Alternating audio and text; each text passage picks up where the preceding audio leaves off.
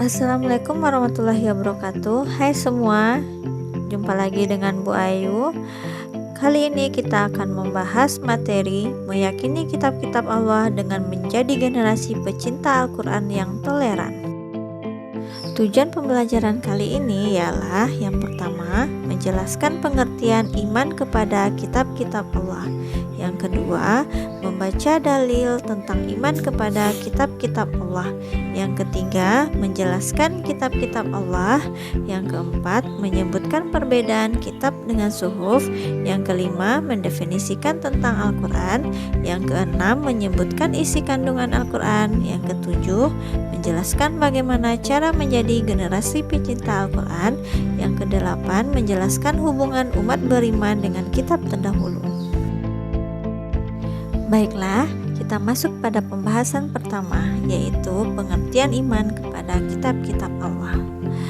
Iman secara bahasa berarti percaya atau yakin, sedangkan menurut istilah, iman adalah meyakini dalam hati, mengucapkan dengan lisan, dan mengamalkan dalam perbuatan.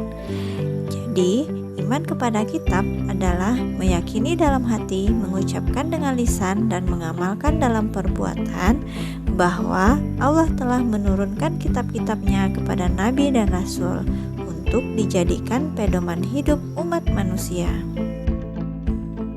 Pembahasan kita yang kedua yaitu tentang dalil nakli dan dalil akli. Yang pertama, dalil nakli. Dalil nakli, beriman kepada kitab Allah terdapat di dalam Quran surat Al-Baqarah ayat 4, yang mana artinya berbunyi, dan mereka beriman kepada Al-Quran dan diturunkan kepadamu Muhammad dan kitab-kitab yang telah diturunkan sebelum engkau, dan mereka yakin akan adanya akhirat. Sedangkan dalil aklinya yaitu secara akal manusia memerlukan petunjuk yang jelas dan sempurna untuk menjalani hidup. Tanpa petunjuk tersebut, manusia akan kesulitan dalam menentukan mana yang baik dan buruk, benar dan salah dalam kehidupan sehari-hari. Allah menurunkan kitab-kitabnya sebagai petunjuk hidup yang sempurna bagi umat manusia sesuai dengan kebutuhan zaman dan kondisi umatnya. Pembahasan kita yang berikutnya yaitu nama kitab-kitab Allah. Sebagaimana yang kita ketahui, kitab Allah ada 4. Yang pertama yaitu kitab Taurat. Taurat adalah kitab yang diturunkan Allah kepada Nabi Musa. Kitab ini berisi petunjuk dan hukum-hukum yang mengatur kehidupan umatnya, khususnya bagi Bani Israel. Taurat adalah kitab pertama yang diturunkan Allah dalam urutan wahyunya.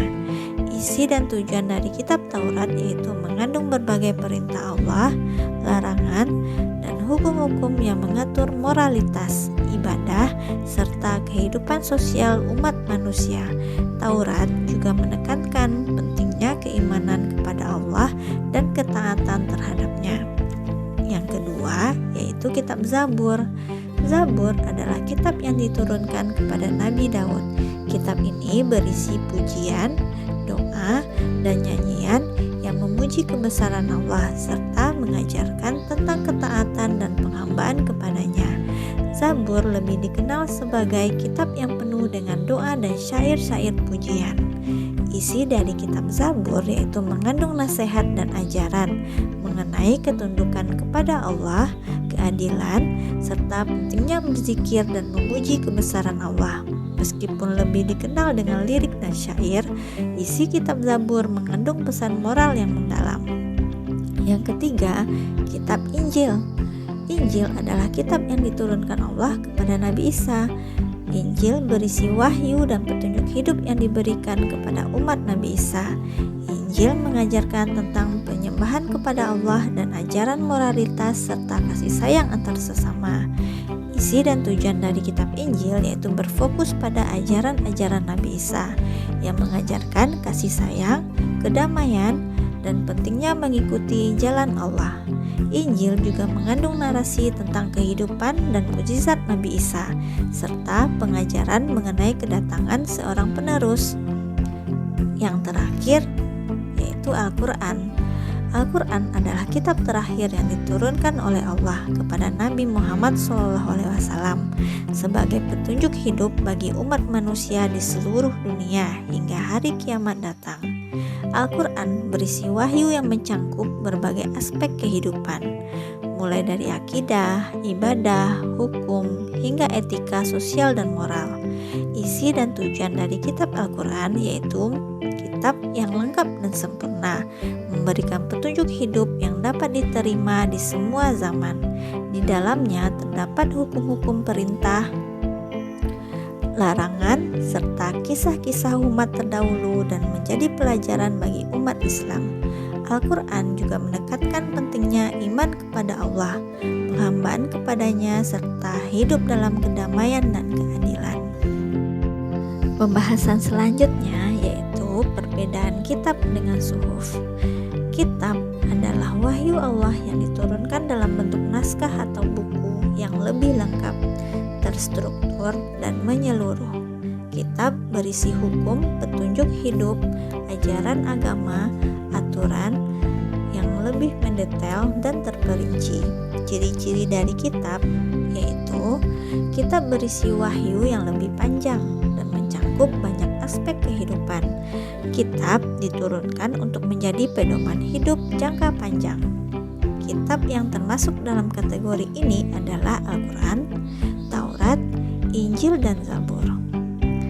Sedangkan suhuf adalah wahyu Allah yang diturunkan dalam bentuk lembaran-lembaran atau tulisan singkat yang berisi ajaran atau perintah-perintah tertentu. Suhuf lebih singkat, sederhana, dan biasanya berfokus pada pokok ajaran tertentu. Ciri-ciri dari suhuf adalah suhuf berisi petunjuk atau perintah Allah yang lebih ringkas dan tidak sekomprehensif kitab. Suhuf seringkali diturunkan kepada nabi-nabi sebelum adanya kitab-kitab besar. Wahyu dalam bentuk suhuf diturunkan dalam lembaran-lembaran atau fragmen yang tidak sekompleks kitab. Di antara suhuf yang terkenal adalah suhuf Nabi Ibrahim dan suhuf Nabi Musa. Nah, sekarang kita masuk dalam pembahasan apa itu Al-Quran. Lafaz Quran berasal dari kata qara'a yang berarti membaca atau membaca dengan keras. Oleh karena itu, Al-Quran dapat diartikan sebagai bacaan atau buku yang dibaca. Makna Al-Quran adalah wahyu yang diturunkan oleh Allah kepada Nabi Muhammad SAW secara berangsur-angsur melalui malaikat Jibril yang berisi petunjuk hidup bagi umat manusia. Proses penurunan Al-Quran dimulai pada tahun 610 Masehi di Gua Hira, tepatnya pada malam Senin 17 Ramadan tahun ke-40 dari kelahiran Nabi, atau 6 Agustus tahun 610 Masehi. Wahyu yang pertama turun adalah surat Al-Alaq, yaitu ayat 1-5 yang berisi perintah untuk membaca dan memahami dengan nama Allah yang menciptakan manusia dari segumpal darah. Selanjutnya, mari kita bahas isi kandungan Al-Quran. Isi kandungan Al-Quran mencangkup berbagai aspek kehidupan yang memberikan petunjuk, ajaran, dan hukuman yang harus diikuti oleh umat manusia. Secara umum, Al-Quran adalah kitab petunjuk hidup yang diturunkan Allah Subhanahu wa Ta'ala kepada Nabi Muhammad SAW. Al-Quran membuat berbagai hal, mulai dari akidah atau kepercayaan, ibadah, hukum, moral, kisah-kisah umat terdahulu, serta panduan kehidupan sosial dan budaya. Nah, setelah kita mempelajari iman kepada kitab Allah dan mengetahui Al-Quran sebagai kitab terakhir yang diturunkan oleh Allah, sekarang mari yuk kita simak bagaimana sih cara menjadi generasi pecinta Al-Quran. Apa yang harus kita lakukan? Yang pertama, membaca Al-Quran dengan niat yang ikhlas. Yang kedua, memahami makna Al-Quran. Yang ketiga, menghafal Al-Quran.